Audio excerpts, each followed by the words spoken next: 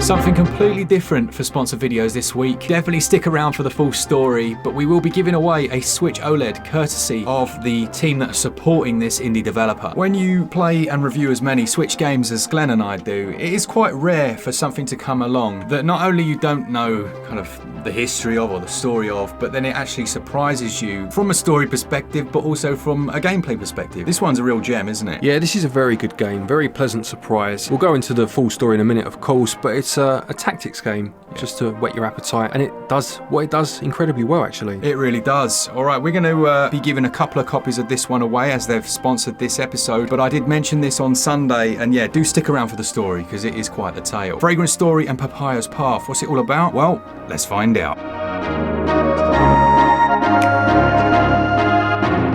Get this, he initially was going to release it on the 3DS, but then the 3DS eShop shut down, or whatever it was called, the 3DS shop. So he had to rush to reach the closing date and had to cut, I think it was like 95% of the content just so that it would get approved and released. Then the guy, as I say, fell ill, but knowing that the game had been cut down so much, he was very keen to still deliver that content for free. And actually he ended up chasing Nintendo for the better part of a year just to get them to patch the game, even though the shop, I believe, was shutting down or shut, so that people did get that content for free, making it one of the single biggest patch conversions of a title post-release in Nintendo history. Now, all of this is to say, the new release for Switch combines those games, and it combines the original Fragrant story as well as Papaya's Path, which is a 10-hour story expansion.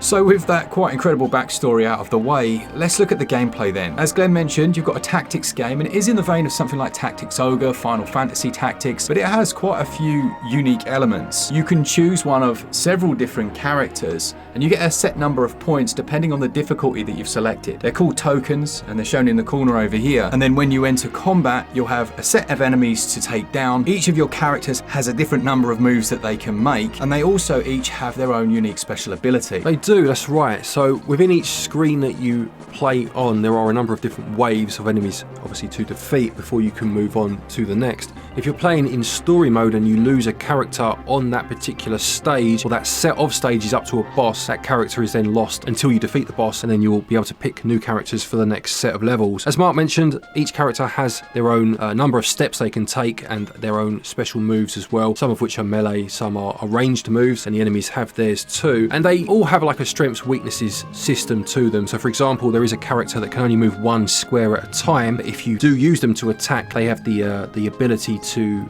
do an insta-kill move. So worth having with you, but you need to accept that if it's a fast-paced battle where people are moving about the place, they're not going to be in a lot of that battle.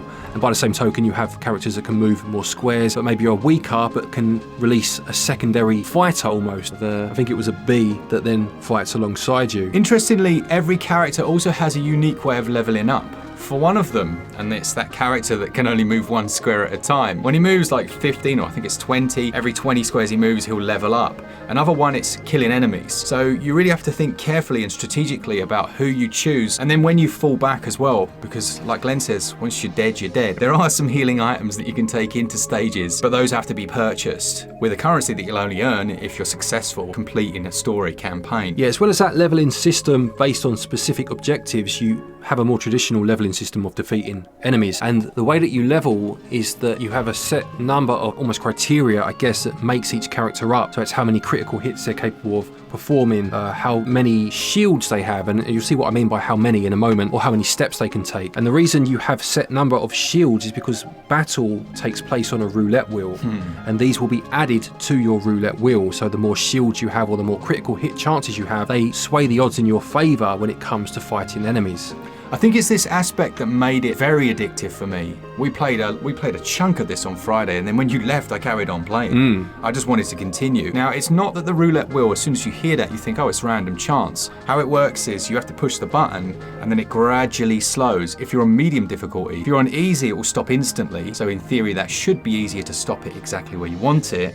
And then if you're on hard, it's even more tricky. Yeah, and if you play the challenge mode, you can choose whether to have luck-based or skill-based. And the game won't specifically tell you it's skill-based, you'll just get a feel for it as you play. Because I'll be honest, when I first saw the roulette wheel, I was a bit, RNG's going to cane this game at times, but it doesn't, because if you learn how to use it, you can stop it pretty much where you want it most times. Yeah, let's take a boss for example. You're under attack, you've got like one hit more and you're gonna die. But on that roulette wheel, one of the spaces, if you land on it, is going to block it, or it's going to make them miss, isn't it? Exactly right, yeah. So there's that real pressure of like, still a bit of tactics, because you're placing yourself further away, you're trying to take out the subsidiary enemies, but you've got this constant pressure of knowing that when that boss jumps over, you must make that defensive move. But I love the fact that it's not a percentage. Yeah, it's very much based on your skill, as we said a minute ago. And it was funny because we were playing in a like pass the controller type of way, and we both played a boss character each, and we both made a mess of the first half of the battle. So the pressure was on, like one character left, one hit and you die, and we both managed to beat the boss and anything else the game wanted to throw at us by making those or landing it exactly where it needed to be in terms of hits, but also defensively. Yeah, it really is very well designed, and it's such a surprise to me, honestly, that I'd never heard of it. Yeah,